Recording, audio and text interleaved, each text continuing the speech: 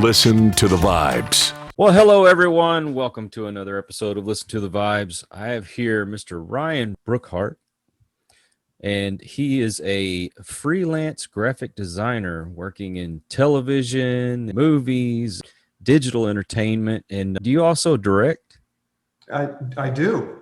I direct graphic. I direct Ha! people in the kitchen. No, I've directed a few movies and I'm directing some movies coming out soon. Were you born in California? I was born in Ohio. Ohio. So I was going to be an artist or a serial killer. That's the way I figured it. So Sounds like me. It's very, and sometimes you can split the difference. Yeah, I grew up in Ohio, and gosh, I came out here to visit my mom because my grandmother raised me. Mm-hmm. I came out to visit my mom the first time when I was like, I think I was like 15, and loved the place. So I kind of, I was going to school in Ohio. I was sort of living out here. So it was sort of, and it was a very weird life because I was in prep school in Ohio. I was a very straight-laced kid, and I would come out here and I would just run amok. So it was a strange life, but I wouldn't change it. Do you have a specific genre that you work in? The first film I directed never got released. Thank Jesus. The second movie that I directed came out about 4 or 5 years ago, called Trace, and it's about electronic voice phenomenon, EVP. Oh, right up my alley. Really? Oh, you might like the movie. I am a paranormal investigator, so yes. Well, then definitely check it out. I think it's available for free on Tubi, which is really great because it's high def. You have to watch commercials, but it's an uncut version of the film.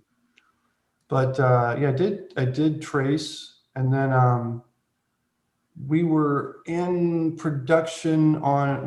And I directed another film called Two Ways to Go West, which is a drama. That's also on Tubi and Amazon and places like that. But I was about to go into production on a film called The Hourglass for Full Moon Pictures. That's Charlie Band, Puppet Master, all that stuff. Reanimator. I'm the art director for that company. Oh, cool. That's another day job of mine. But COVID came down, so we're probably going to shoot that in all places. Cleveland, Ohio. Back to Ohio. They're going to shoot it in Cleveland. Back. Yeah, they bought a big house they're restoring for like many productions, and because real estate, like life, is cheap in Beirut and Cleveland. So you have this the lilting refrains of automatic gunfire in the distance with the cicadas. It's beautiful. So we're gonna shoot that in Cleveland. So you're a Kiss fan. Yes, big time. My previous life, I ran magazines. So I had an art magazine called PROVOCATEUR, and then after that, I did a toy fan movie magazine. And the first issue of the magazine, I wanted it to go with a big splash.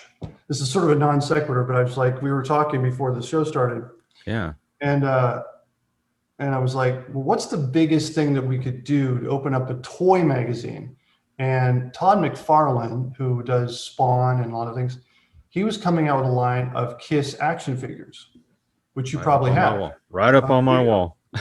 So I was like, it doesn't get much bigger than the biggest band in the world. If we could get them on the cover of Go Figure, which is my magazine. And I thought, wait a minute, what if we got all 4 members of Kiss to pose with their figures, which is a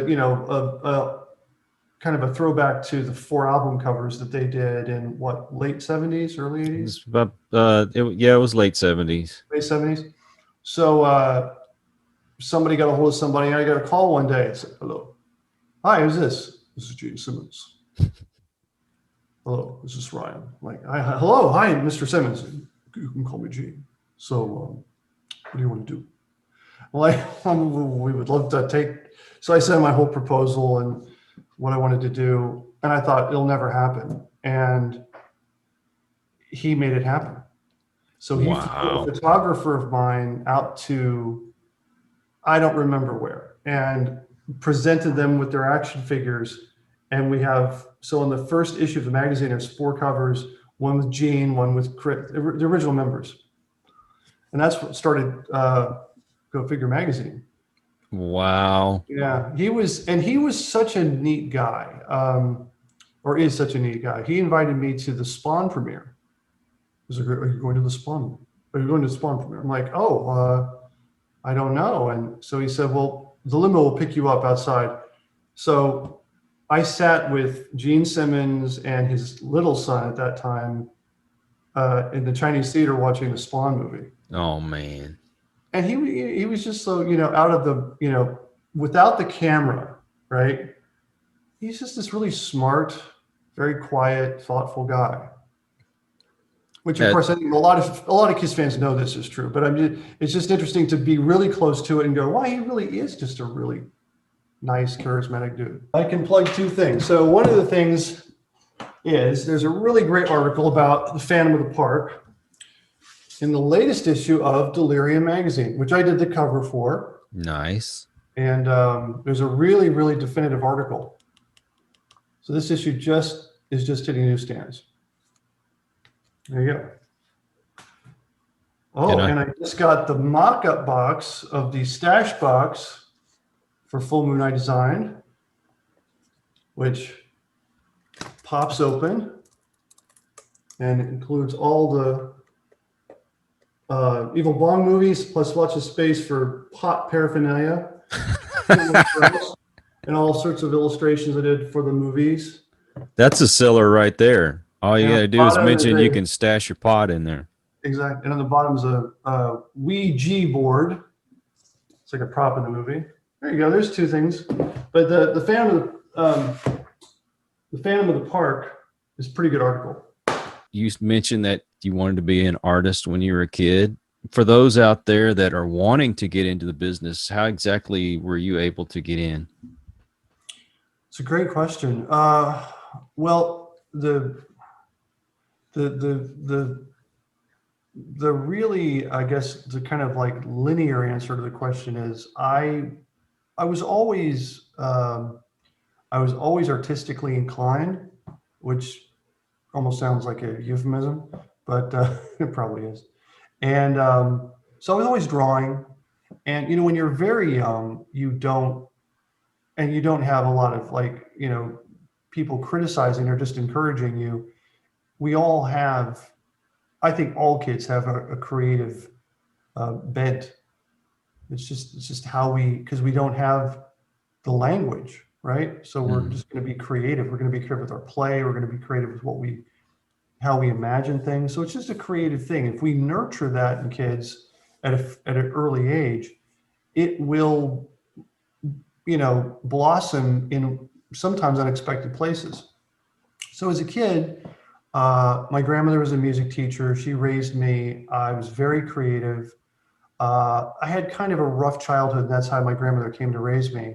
So the creative expression was a way for me to just, allow myself to work through things.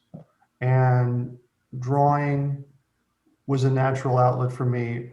So was writing. So I was writing a lot. And she would encourage me to keep writing and, tell stories. So I would write and write and write. And eventually I was writing so much that I wrote scripts without even knowing they were scripts. And I started making recordings on audio tape using soundtracks. And I would change the pitch of my voice. So I would have 4 different people. They're all me, talking. And I could have crosstalk. And it was just strange stuff I did as a kid. All that stuff led into eventually I've got to make a decision. What am I? Am I going to be an actor? Am I going to draw? What am I going to do? And in school, they kind of, I was pretty good. So they gave me opportunities to draw the school plays cover, for instance. And then eventually in high school, I was directing the plays. Wow. Yeah, because they saw, well, you seem to have a real aptitude towards this. You want to do it, and those things feel like, okay, so how does that siphon itself into graphic design? And that was because when I ended up getting my first gig as a writer / editor in chief for this magazine called PROVOCATEUR magazine, I was in my early 20s. I was way too young to be running a magazine, but I was fascinated by the way the magazine was laid out as well. It was a very graphically intensive magazine. But I got to see it being laid out in Photoshop and in a program called Quark, which doesn't exist anymore. And I was just amazed at the latitude that people had creatively in this program. This is hella early Photoshop, right? And I thought, I need to learn this program. But I didn't want to go back to school to learn it. I'm like, I want to learn it now. It wasn't about that I didn't want to go back to school. It's just I wanted the immediacy of it. To me, it was like a tool that was being kept from me. So luckily, I have a buddy, a guy named Brad Parker, who is an amazingly talented graphic designer in his own right. And by the way, he designed the Creeper for Jeepers Creepers. This is a guy who's very talented, freehand cool. whatever. And I would go over to Brad's studio in Venice Beach, and I'd say, can I just sit and watch you draw and work in Photoshop and take notes? And he was like, okay. And so I literally had a legal pad, and I would write down, turned on the computer, press this button to file. I mean, it would copious, ridiculous notes. He said, you don't need to write all this down. I said, believe me, I do. I want this to be idiot proof. So I took all these notes, and eventually I bought myself my first Mac. Yeah, it was a Mac. And, spent all my money and started learning Photoshop through trial and error. And when my second magazine started, this thing called Go Figure, I thought, well, this is my opportunity to take my new skills, such as they were, and start doing composites or whatever. And I got, I don't want to say I got really good, because that's for other people to judge, but I got to the point where people were wanting to hire me outside of the magazine to do stuff. And that's when Full Moon came along and said, we want a new art director. Would you like the job? And I desperately needed a job because the other magazine was folding. So I tried to play it cool and said, oh, I'd be interested, right? And through Full Moon, I suddenly, they were the king of the video aisle. So my work was everywhere, for good and for bad. People that liked it, they said they would send in great things. People that didn't like it. So I was getting a real exposure and education on the job. And that led me to do this freelance. So I have had, Kyle, probably the strangest job in this respect. I've been an official art director for a company called Global Digital, releasing Terror films. They actually released Trace from its inception. So I'm doing that even now. And I've been the Full Moon art director for over 20 years, way over 20 years at this point. And I'm a freelancer for other companies. So I've kind of like had 2 day jobs that are good. And I've also been doing it on the side. And I often tell people I lucked into doing a job that I would probably do for free, because I love Photoshop. I love all the sort of, peripheral programs that go along with it. I love the ability to, conjure stuff up. So that's been a very, very big blessing for me. Also because, during COVID, I work out of my home anyway, so it's not as if I'm not already in a certain degree of isolation. But, the biggest thing that happened to me in terms of my relationship with the program and my creative impulses, where I didn't really have a lot of interior debate about it. I just did it. Mm-hmm. So it was more like that there's a little kid inside of me that just wants to play. So I wasn't trying to do it to impress other people, which is one of the biggest things that I tell people that want to get into this sort of business. It's like, don't try to emulate Drew Struzan or people like that. He's an amazing illustrator. He's done like most of the great movie posters of the 80s, like Back to the Future and Raiders of the Lost Ark. So everyone knows who Drew Struzan is. If you don't know who Drew Struzan is, just, do your own thing, but don't try to emulate someone else's work. Use it as inspiration if you want, but, find your own technique. Yeah. And that's easier said than done, but if you can manage a place that's sort of disconnected from the need to impress other people, but really connected to the need to entertain and impress yourself, you have a more than fair shot at getting a career out of it. We live now in a really interesting, I want to say, lower D, really democratized time in the entertainment business. It's sort of blown wide open, and it's because there is such a need for content. Yeah. You turn on the TV and you're like, oh my God, there's too much content. There's not enough. Every channel, every content provider that we deal with, and I deal with a lot of them, they all keep using this term crisis of content. There's not enough. Mm-hmm. And so, people have no idea that if they're creatively driven, what a great opportunity is it right now for them to make original content. And it's, the idea of like TV is kind of like exploded. It doesn't really mean anything anymore. It's like long form storytelling. I'll tell you something that really opened my eyes up in a way that, I tell you, it was like a light coming down. I've written a lot of scripts in my life, and I love all that stuff. But there was I watched the first season of True Detective. Mm-hmm. To me, it's like some of the best TV ever made. I don't know if you've seen it, but Woody Harrelson, Matthew McConaughey. Oh, yeah. We did watch that. Yeah, and I think it's 8 episodes. Essentially an 8-hour movie, right? Right. And I'm going, oh, I get it. It's not episodic. It's just one giant story and they have the freedom to tell the story the way they want to tell it. Mm-hmm. That so happens to be brilliantly acted, brilliantly written.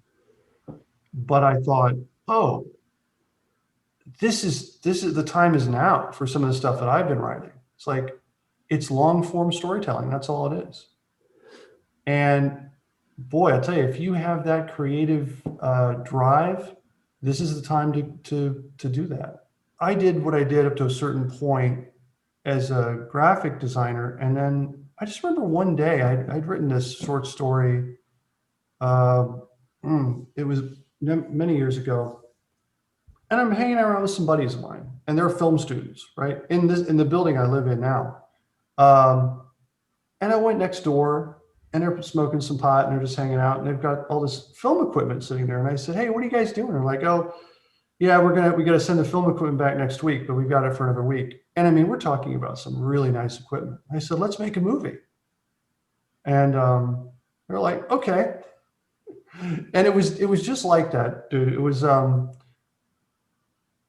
had like this short script I'd written and didn't even know why I wrote it. I was like, this is a short. And then here I am with these guys, and over the course of 3 days, we made a short. Not for any purpose, really. We just knew that creatively we had to do this just for fun.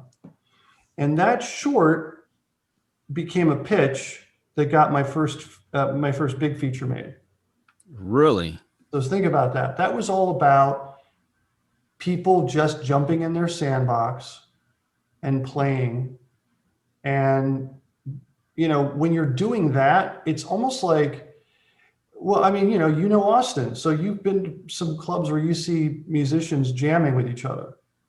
And there are moments up on stage when you go, I just watched a documentary not too long ago about ZZ Top. And I saw those that. guys are just, you know what I'm talking about. Yeah, and when Netflix. those guys start just jamming, you know, not for any purpose. You're like, wow, I hope this is being recorded. Right? They're just there to entertain each other at a certain level. And that's what we did when we were making this short. It was just a bunch of guys jamming on with this equipment, whatever, just to impress each other, have fun with each other. And that translated into something that when I look at it today, I'm impressed with that myself. But not from the level of like, isn't it great? But from the level of that just feels effortless and interesting, right? It's like when you talk about with the kids on YouTube, they're not saying, "Oh, I'm going to be judged by doing this." They're just doing it to entertain themselves and to impress themselves, and that's what we used to call true auteurship, and that's that 70s style filmmaking that kids today and adults today that we respond to. People like Scorsese and Coppola and Cassavetes and Spielberg and you name it, people that had autonomy, not because they were powerful, but because the studios, like, we have no idea what to do. The studio system had collapsed. They didn't know if people were going to go to movies anymore, and so they were given just enough rope to hang themselves. And out of that, we get Taxi Driver, we get Jaws, we get a lot of things, right?